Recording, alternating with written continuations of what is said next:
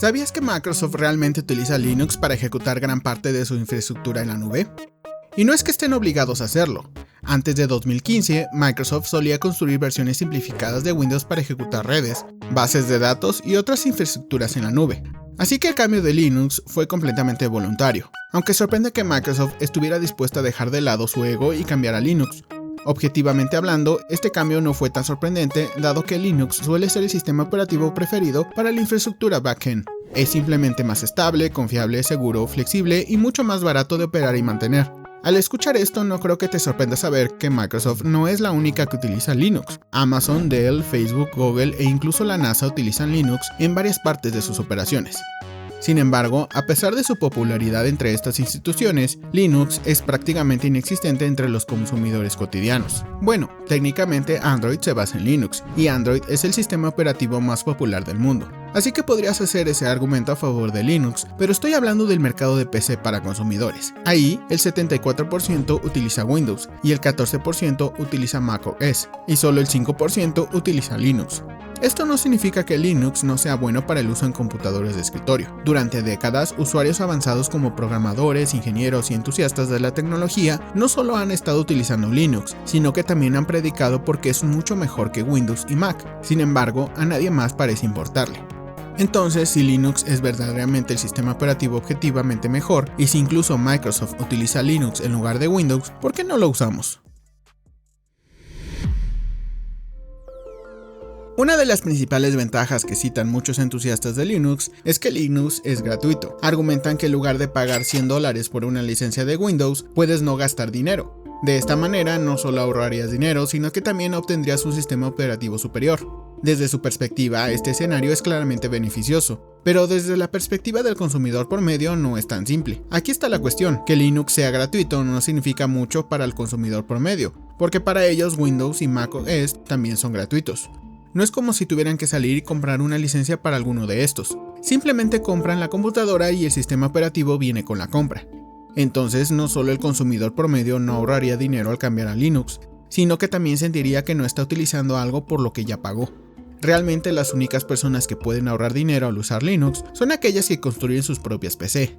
Y los constructores de PC son con mucho la minoría dentro del mercado del mismo. Sin mencionar que una parte sustancial de los constructores de PC son jugadores y Windows es simplemente la mejor opción para juegos, porque eso es para lo que se construyen los juegos. Y sí, hay formas de ejecutar Windows en Linux, pero esto básicamente contradice el propósito mismo de Linux. Una de las mayores ventajas de Linux es que puede ejecutar muchas cosas de manera nativa de manera más eficiente, pero los juegos generalmente no entran en esta categoría porque están específicamente codificados para ejecutarse en Windows. Además, si alguien está dispuesto a gastar $1000 o miles de dólares en una PC para juegos, dudo mucho que el costo de una licencia de Windows sea una consideración seria. Incluso si lo fuera, si son lo suficientemente astutos para construir una PC, probablemente sean lo suficientemente astutos para migrar a Windows desde una computadora antigua o simplemente piratearlo. Y eso nos lleva a nuestro siguiente punto, que es que obtener Windows de forma gratuita es extraordinariamente fácil. Si bien Windows no es gratuito en teoría, Microsoft se ha esforzado por asegurarse de que puedas obtenerlo de forma gratuita si lo deseas. Ni siquiera necesitas piratearlo. Puedes descargarlo directamente desde el sitio web de Microsoft e instalarlo en tu nueva computadora mediante un USB. Y realmente no hay consecuencias por no activar Windows. Tienes 30 días para activarlo, pero incluso si no lo haces, lo único que pierdes es la capacidad de personalizarlo. En otras palabras, no pierdes ninguna funcionalidad en absoluto. Entonces, para los usuarios finales, ya sea que compres una computadora preconstruida o construyas tu propia PC, Linux ofrece virtualmente ningún beneficio financiero. Alguien que sí se beneficiaría financieramente al elegir Linux son las instituciones. Escuelas, universidades, empresas y fabricantes de computadoras tienen que pagar por licencias de Windows. Estoy seguro de que no pagan en absoluto $100 por licencia, ya que probablemente obtengan algún tipo de descuento por pedidos al por mayor. Pero incluso si son $30 o $40 por licencia, cuando estas instituciones están ordenando decenas de miles e incluso cientos de miles de computadoras, Windows termina costándole varios cientos de miles de dólares, si no millones. Entonces, cambiar a Linux podría ser una decisión financieramente inteligente, pero esta opción se vuelve rápidamente imposible cuando te das cuenta que ninguno de los estudiantes o empleados realmente sabe cómo usar Linux.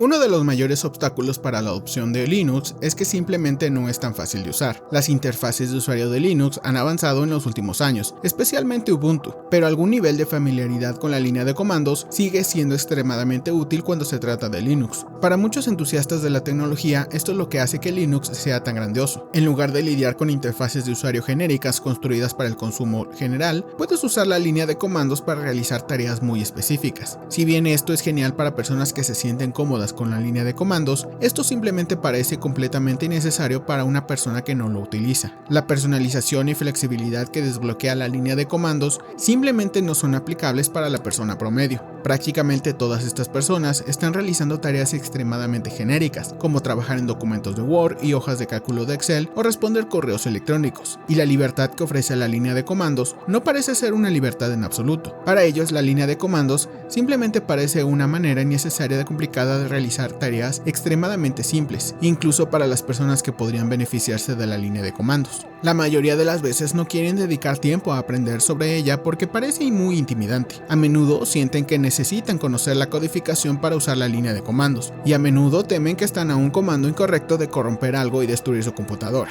Esto es especialmente cierto cuando se ejecuta un comando con autoridad administrativa. Simplemente sientes que estás manipulando algo con lo que no deberías de estarte metiendo. Además de tener que lidiar con la línea de comandos, con Linux también tienes que lidiar con la instalación de todo manualmente. Nuevamente, esto es en realidad una de las ventajas de Linux. Linux viene con prácticamente ningún software innecesario, por lo que puedes instalar solo lo que necesitas. Esta es una de las razones por las cuales las máquinas de Linux con las mismas especificaciones tienden a funcionar más rápido y suavemente que las máquinas de Windows. Pero el usuario promedio no siempre ve esta situación bajo la misma luz. Para ellos, todo esto significa que Linux no funciona directamente fuera de la caja, y esto no es una ventaja, es una desventaja. A muchos de ellos realmente les gusta gran parte del software que los usuarios de Linux clasificarían como software innecesario. Toma Mac OS, por ejemplo. Las Mac generalmente vienen preinstaladas con Apple TV, Apple Music, iCloud, FaceTime y iMessage. Para un usuario avanzado que solo busca usar Mac con fines productivos como la codificación, el software como Apple TV y iCloud pueden parecer completamente inútil. Probablemente nunca abrirán Apple TV en esta máquina y prefieren GitHub en lugar de iCloud. Pero para el usuario cotidiano puede encantarle que sus fotos sí se sincronicen automáticamente a través de iCloud y que puedan enviar mensajes de texto a través de iMessage. Para ellos, todo este software preinstalado no es bloatware, es lo que hace que la computadora funcione directamente fuera de la caja. Como le gusta decir a Apple, simplemente funciona. Tanto Windows como Mac OS simplemente funcionan. Linux, en cambio, no lo hace.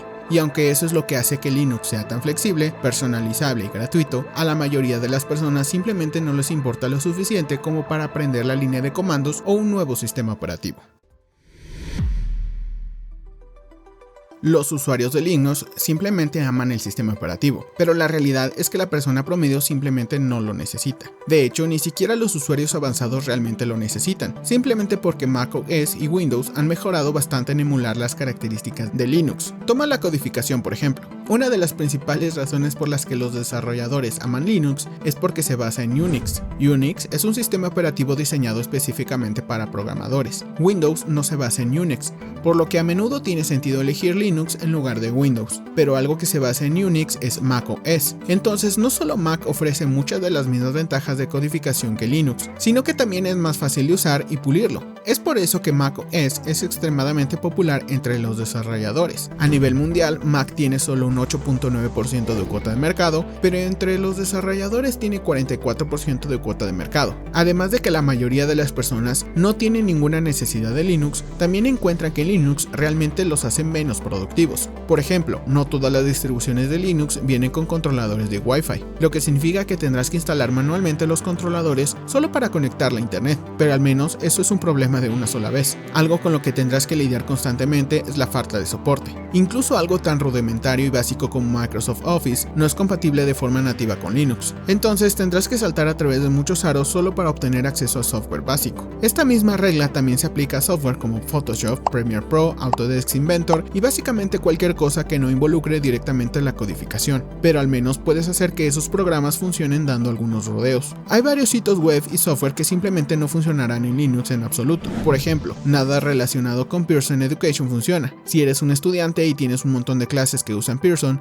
esto hace que Linux sea completamente inviable. Entonces es prácticamente todo sobre las razones objetivas por las cuales la comunidad de PC en general no ha adoptado Linux. La naturaleza gratuita de Linux no es tan útil, la línea de comandos y la interfaz de usuario son bastante desalentadoras, y Linux a menudo plantea muchos desafíos que soluciones para la mayoría de las personas. Pero también hay un lado subjetivo en todo esto, y no creo que este video esté completo si no discutimos eso también. La verdad es que Linux viene con un estigma social negativo. Por lo general, Linux se asocia con nerds y personas sin recursos. En términos de prestigio social, Mac probablemente estaría en primer lugar, Windows en segundo lugar y Linux en último lugar. Entonces, ¿por qué las personas promedio querrían esforzarse por degradarse socialmente cuando simplemente pueden obtener un Mac o una máquina con Windows? La respuesta es que no hay razón, y es por eso que la adopción de Linux está donde está hoy. Al final, aunque Linux parece ser superior en ciertos casos de uso, casi todos estos casos son de uso profesional. Involucran bases de datos, redes y computación en la nube, que son cosas con las que las personas promedio nunca lidaría desde el backend. Además, incluso entre las personas que usan Linux con fines profesionales, apuesto que la mayoría de ellas tienen una máquina con Windows o Mac en casa para casos de uso personal, mientras que habrá algunos entusiastas que argumentarán que Linux es mejor también para uso personal. Pero esto simplemente no es cierto. Y honestamente creo que muchos de estos individuos tienen un motivo oculto. Muchos de ellos usan Linux no porque sea superior, sino por razones ideológicas. Suelen ser anti grandes empresas tecnológicas y piensan que proyectos con código abierto como Linux deberían de ser apoyados y desarrollados tanto como sea posible. Y esta suele ser la razón principal por la que son tan pro Linux. Pero en cuanto al resto de nosotros, pues generalmente simplemente no nos importa. Como dijo Murray Bauman una vez, las personas no pasan sus vidas tratando de ver qué hay detrás de la cortina. Les gusta la cortina, les proporciona estabilidad, comodidad, definición.